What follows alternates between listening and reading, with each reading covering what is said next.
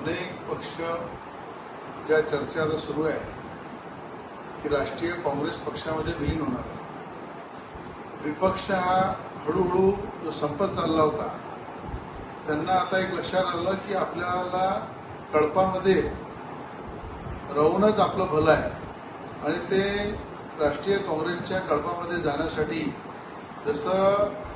शरद पवार साहेबांची एनसीपी जाण्यासाठी तयार आहे त्याचप्रमाणे उबाटा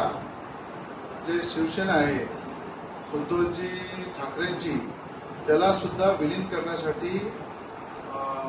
संजय राजारामजी राऊत यांचा पूर्ण प्रयत्न सुरू आहे.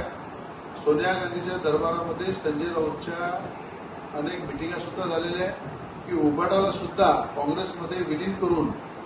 विपक्ष हा पूर्ण एकत्र येऊन भाजपच्या समोर सगळे एकत्र येऊन लढले पाहिजे, सगळे एकत्र झाले पाहिजे म्हणून उबाटाही काही दिवसामध्ये आपल्याला काँग्रेसमध्ये विलीन झालेला दिसेल.